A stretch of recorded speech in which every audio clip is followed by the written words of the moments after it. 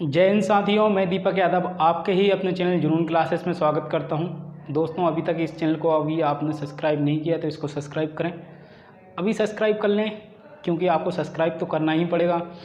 तो दोस्तों, काफ़ी समय हो गया कोई वीडियो नहीं आई है, लेकिन कुछ प्रॉब्लम थी। जैसे कि आप जानते हैं, लॉकडाउन लगा हुआ था, तो इस वजह से हम वीडियो नहीं बना पाए हैं और नहीं डाल पाए। लेकिन अब कंटिन्यू वीडियो रहेंगी।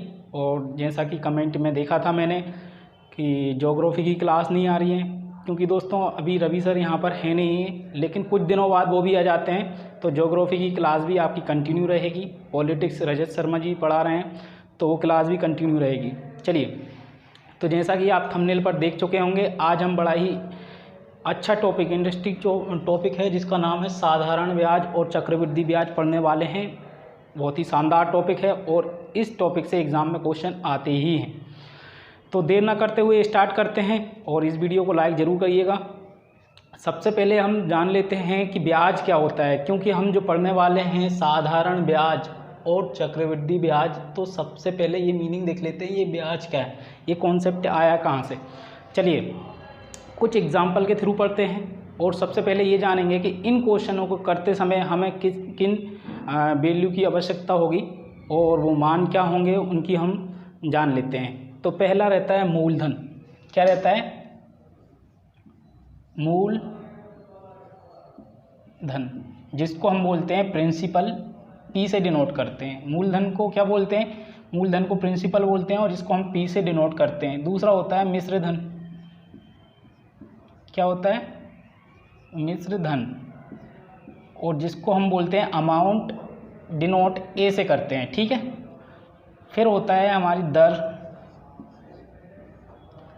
दर को बोलते हैं रेट, जिसको आर से डिनोट करते हैं। और ये दर हर हमेशा किस में रहती है? परसेंट में रहती है दोस्तों। किस में रहेगी? परसेंटेज में रहेगी। फिर होता है समय। समय को हम टी से डिनोट करते हैं। किस से डिनोट करते हैं? टी से। और फिर हम जो बात करेंगे ब्याज की, और ब्याज को बोलते हैं इंटरेस्ट, जिसको आई से डिनोट करेंगे। अब ये ब्याज दो प्रकार के होते हैं। एक होता है साधारण ब्याज। क्या होता है? साधारण ब्याज। और एक होता है चक्रवृद्धि ब्याज। क्या होता है?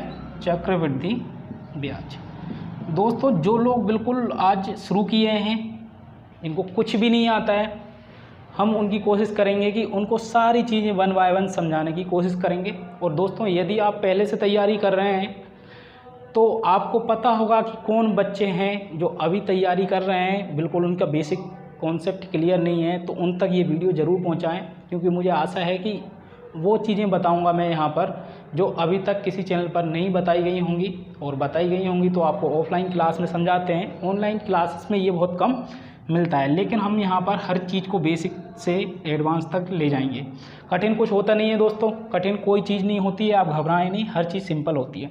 तो हम ब्याज को दो भागों में डिवाइड करेंगे, साधारण ब्याज और चक्रवृद्धि ब्याज। अब ये मूलधन क्या होता है, मिश्र धन क्या होती है, दर क्या होता है, और समय, और फिर हम ब्याज की बात करेंगे। तो हम एक एग्जाम्पल के थ्रू इसको समझने की कोशिश करेंगे, जिससे कि हमको और अच्छे से समझ में आए।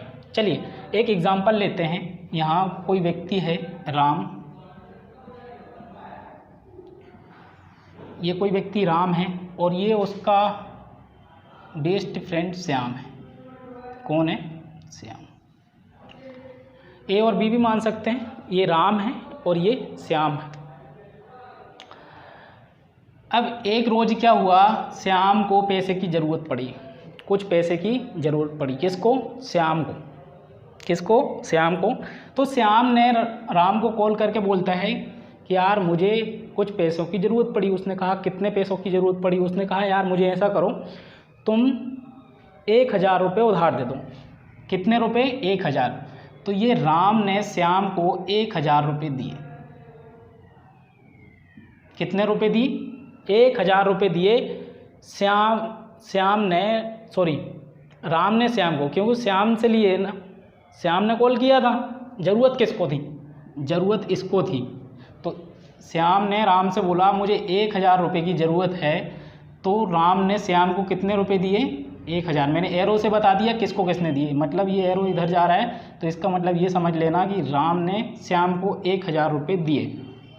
ठीक है, अब श्याम से पूछा गया, राम ने श्याम से पूछा कि भाई ये पैसे आप कितने दिनों में लौटा दोगे? तो उसने कहा मैं इसको आपको 2 सालों में लौटा दूंगा। कितने सालों में? 2 साल में। टाइम कितना दिया है इसको? 2 ईयर। 2 ईयर समय कितना दिया? 2 ईयर। बोले कि 2 साल में मैं 1000 रुपये लौटा दूंगा।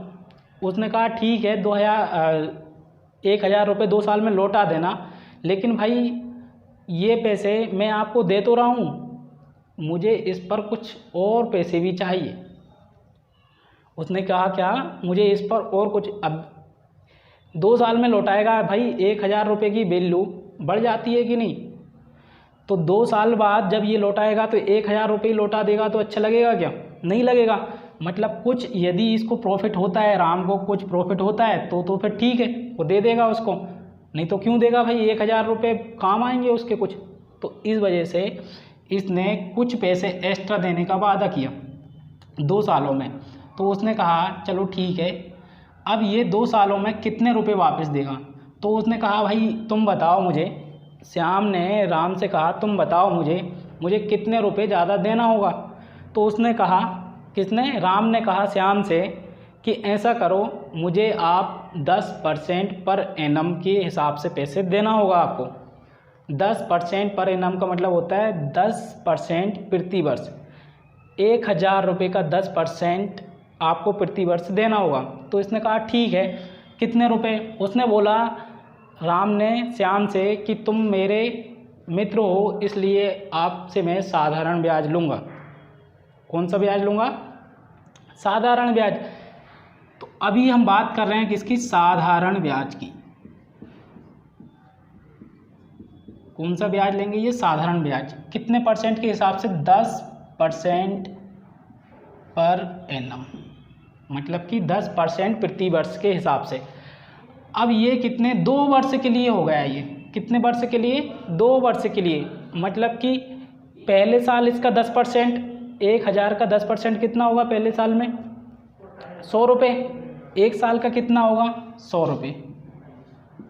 दूसरी साल का कितना होगा? फिर 100 रुपये होगा। तो टोटल कितना हो गया? 200 रुपये। इधर लिख देता हूँ, 100 रुपये प्लस 100 रुपये, टोटल कितना हुआ? 200 रुपये। तो ये 200 रुपये इसको क्या मिल गया? एक्स्ट्रा मिल गया। पहले इसने दिया कितना था? 1000 रुपये, 200 रुपये और एक्स्ट्रा हो गया, कितना हो गया? 1200 रुपये। कितना हो गया? 1200 रुपये। अब यहाँ पर हम देखते हैं, हमें सब कुछ पता चल गया। ये एक्स्ट्रा जो मिला है, ये जो एक्स्ट्रा मिला है इसको ही हम क्या बोलेंगे? ब्याज, इंटरेस्ट बोलेंगे इसको। अच्छा, अब आप अनुमान लगा सकते हो कि मूलधन का मतलब क्या है? राम ने श्याम को जितने रुपए दिए थे, राम ने श्याम को जितने रुपए दिए थे वो क्या है? आपका मूलधन है। क्या है? आपका मूलधन है। अमाउंट क्या है? अमाउंट वो वैल्यू होगी जो पर्सन पैसे लेता है और उसके बाद में वापस जो करता है ब्याज सहित। क्या होगा? ब्याज सहित। उसको हम क्या बोलेंगे? अमाउंट बोलेंगे। क्या बोलेंगे? अमाउंट बोलेंगे। यहाँ बोलेंगे मिश्रधन। ठीक है, हिंदी में मिश्रधन। रेट क्या होगी? हमने बोला था 10% पर एनम के हिसाब से, 10% पर एनम के हिसाब से जो उसने दर दी थी उसको ही क्या बोलेंगे? हम रेट बोलेंगे, क्योंकि ये परसेंट में लिखा जाए तो समझ लेना वो क्या होगी? रेट होगी। वहाँ पर दर भी लिखा रहेगा। तो ये दर ये होगी। ठीक है, अब टाइम क्या है?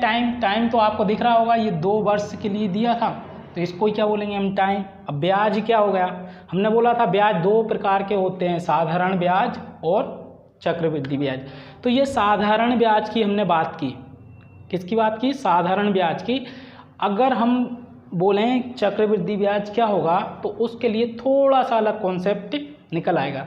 वो भी हम इसी एग्जाम्पल की मदद से आपको बताएंगे और अच्छे से बताएंगे, और जिससे कि आपको और अच्छे समझ में आए। चलिए अब हम बात करते हैं, मिटा दें इसको।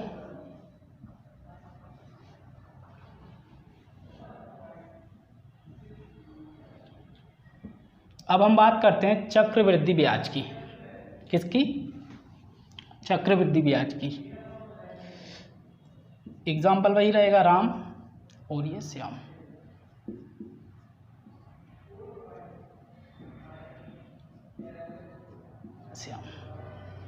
राम ने श्याम को पैसे दिए 1000 रुपये, लेकिन इस बार चक्रवृद्धि ब्याज के हिसाब से दिए। कितने? रेट क्या था? रेट था 10% पर एनम। अब राम ने श्याम को दिए तो पहले साल इसका 10%, 1000 का 10% कितना होगा? 100 रुपये। 1000 का 10% कितना होगा? 100 रुपये। ये पहले वर्ष के लिए, पहले वर्ष के लिए। अब देखिए इसने 2 वर्ष के लिए दिए थे। अब दूसरे वर्ष के लिए 1000 का 10% तो लगेगा ही लगेगा, मतलब दूसरे वर्ष के लिए 1000 तो इसका लगेगा, 100 रुपये तो लगेगा 1000 का। लेकिन ये 1 वर्ष का जो ब्याज था उसका भी ब्याज, मतलब ब्याज पर ब्याज। तो ब्याज पर ब्याज का मतलब क्या होता है? 100 का 10% कितना हो जाएगा? 10 रुपये। मतलब कि दूसरे वर्ष का जो ब्याज होगा ये होगा, कितना होगा? 210 रुपये। अब इसको समझने के लिए अभी बस ये समझ लीजिए, इस तरीके से चक्रवृद्धि ब्याज कैलकुलेट होता है। अभी एग्जाम्पल की मदद से और अच्छे से आपको समझा देंगे कि इसका मतलब क्या होता है। तो देखिए 1000 ये था, 210 रुपये ये हो गए, तो कितना हो गया? 1210 रुपये। कितना हो गया? तो ये 1210 चक्रवृद्धि ब्याज के केस में ये हो जाएगा इसका अमाउंट। ये प्रिंसिपल होगा, रेट ये होगी, और 2 वर्ष, टाइम क्या होगा? 2 वर्ष, 2 वर्ष ये होगा।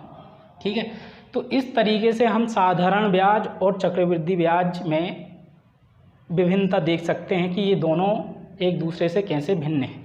चलिए और अच्छे से समझने के लिए, इसको और अच्छे से समझने के लिए आपको हम एक और एग्जाम्पल लेते हैं, जिससे कि आपको और अच्छे से समझ में आ जाएगा कि चक्रवृद्धि ब्याज क्या होता है और साधारण ब्याज क्या होता है। मान लीजिए कि यहाँ पर मूलधन 100 रुपये, यहाँ पर भी 100 रुपये। ठीक है, दोनों का टाइम क्या दिया है? 2 वर्ष। पी टाइम क्या ही दिया है? 2 वर्ष। रेट क्या दी? 10%। ठीक है, अब यहाँ पर आपको अमाउंट फाइंड करना है, और SI मतलब सिंपल इंटरेस्ट, साधारण ब्याज फाइंड करना है। अब यहाँ पर आपको सेम लेना है, 2 वर्ष। रेट क्या होगी? 10%। यहाँ भी आपको अमाउंट फाइंड करना है, और कंपाउंड इंटरेस्ट मतलब चक्रवृद्धि ब्याज कंपाउंड इंटरेस्ट फाइंड करना है। अब देखिए दोस्तों, इसको हम कैसे फाइंड करने का तरीका तो बताएंगे, लेकिन इसके माध्यम से, इस एग्जाम्पल के माध्यम से आपको ये समझ में आएगा कि साधारण ब्याज और चक्रवृद्धि ब्याज में क्या विभिन्नता है। चलिए, दोनों कैसे आप एक दूसरे के अलग अलग हैं एक दूसरों से, तो हम पहले इसको फाइंड करेंगे। साधारण ब्याज का मतलब होता है कि जो ब्याज चल रहा है बस उसी पर आपको पैसा देना है, और अलग से कोई पैसा नहीं देना है। मतलब जो मूलधन है उसी पर पैसा देना है और किसी पर पैसा नहीं देना है। लेकिन चक्रवृद्धि ब्याज में क्या होता है? मूलधन पर तो आपको देना ही है इंटरेस्ट, लेकिन जो समय है, समय के सापेक्ष देखकर हमको वो जो ब्याज है उस पर भी ब्याज देना होता है। कैसे? अब हम बताते हैं। देखिए, कितने वर्ष के लिए? 2 वर्ष के लिए। 2 वर्ष के लिए हम ये लिख सकते हैं 1 वर्ष प्लस 1 वर्ष, बिल्कुल लिख सकते हैं। अब 1 वर्ष के लिए 10% के हिसाब से, तो बताइए इसका 10% कितना होगा, 10 रुपये। P का 10% क्या होगा, मतलब मूलधन का 10% क्या होगा, 10 रुपये। फिर दूसरे वर्ष के लिए 100 रुपये का 10% कितना होगा, 10 रुपये। तो क्या आया हमारे पास, ये जो निकल रहा है ये क्या निकल रहा है दोस्तों, ब्याज निकल रहा है। ठीक है, तो 20 रुपये क्या हो गया, ब्याज। तो हमारा ये जो आंसर है 20 रुपये, सिंपल इंटरेस्ट। अब क्या होता है, अमाउंट क्या होता है, P मतलब मूलधन प्लस SI, यही होता है सिंपल सा। तो मूलधन कितना है आपका 100 रुपये और SI कितना है 20 रुपये, तो टोटल कितना हो जाएगा 120 रुपये। समझ में आ रहा है। अब आपको ये लग रहा होगा ये बच्चे वाले क्वेश्चन क्यों करा रहे हैं सर। देखिए दोस्तों, सबसे पहले तो आपको कोई भी सब्जेक्ट या कोई भी टॉपिक पढ़ने से पहले उसका बेसिक जरिए पता होना चाहिए कि बेसिक क्या होता है, एक्चुअल में होता क्या है। अभी आपको ट्रिक के माध्यम से बता देंगे, लेकिन कुछ समझ में नहीं आएगा। यदि आप समझ भी चुके हैं तो आपकी वो कॉन्सेप्ट क्लियर नहीं होंगे जो एक एग्ज़ाम के लिए होना चाहिए। ठीक है, हम ट्रिक भी बताएंगे आपको, इससे बहुत बेहतर ट्रिक बताएंगे जो किसी चैनल पर आपको देखने को नहीं मिली होंगी। अगर आपने देखी होगी तो पेड कोर्स में देखने को मिली होंगी, फ्री ऑनलाइन क्लासेस में आपको कहीं नहीं मिलेंगी।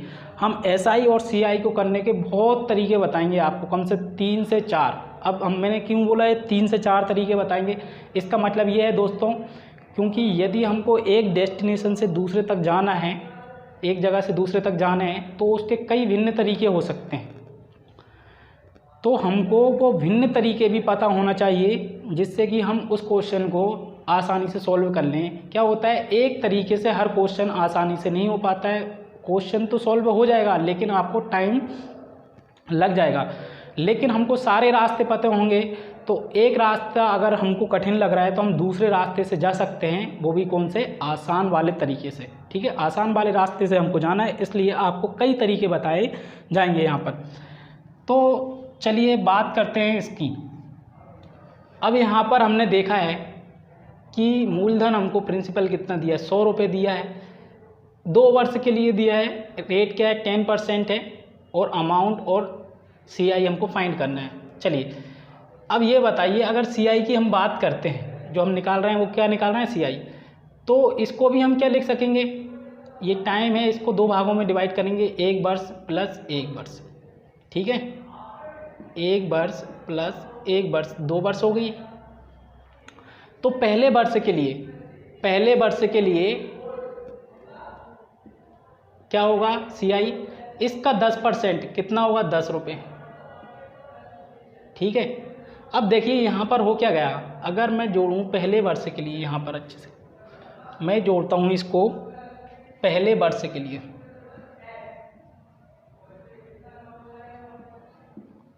पहले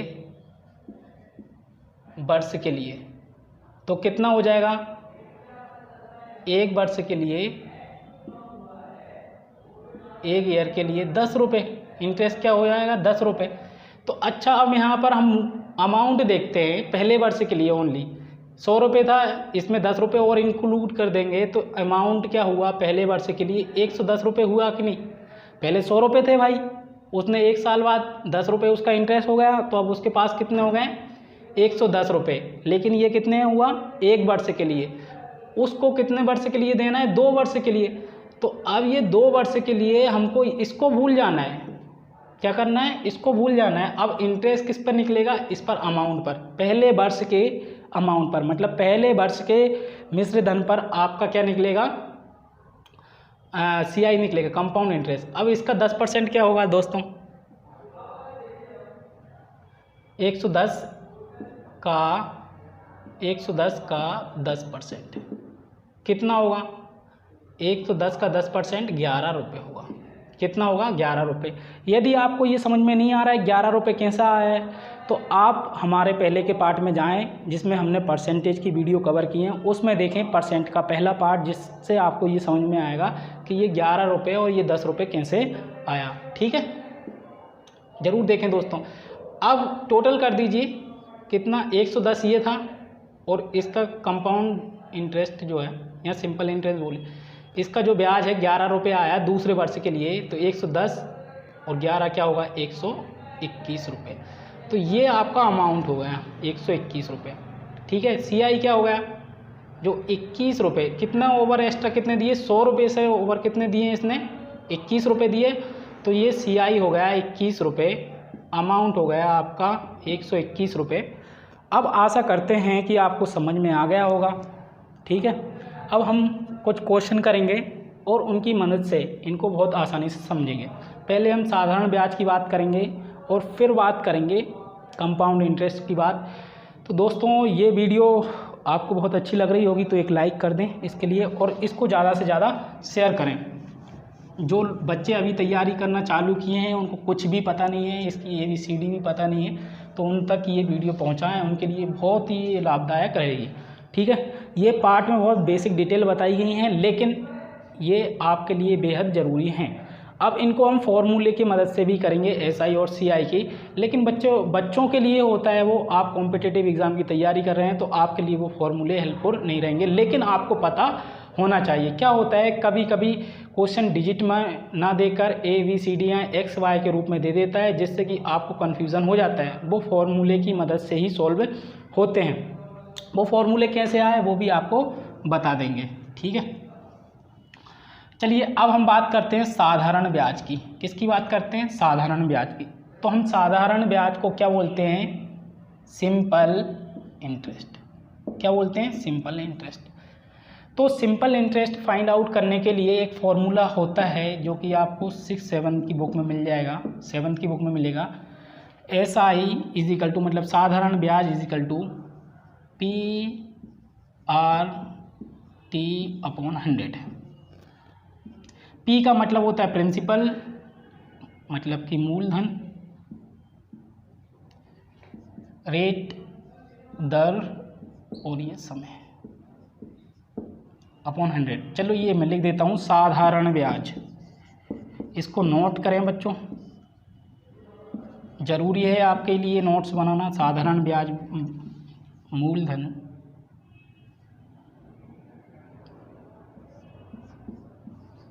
इंटू दर इंटू समय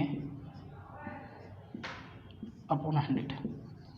अब आपको लग रहा होगा ये क्यों बता रहे हैं बच्चों, ये सबसे बेसिक होता है। यदि आपको ये पता नहीं है तो आप भूल जाइए कि कोई भी क्वेश्चन आप कर तो लोगे, लेकिन आपका कॉन्सेप्ट क्लियर नहीं होगा। कॉन्सेप्ट क्लियर नहीं है तो आपको कॉन्फिडेंस नहीं आएगा कोई भी क्वेश्चन करने में। चलिए ये फॉर्मूला आप लिख लीजिएगा, मुझे आशा है कि आपने लिख लिया होगा, नहीं लिखा है तो अभी नोट कर लें इसको, ठीक है। अब हम क्वेश्चन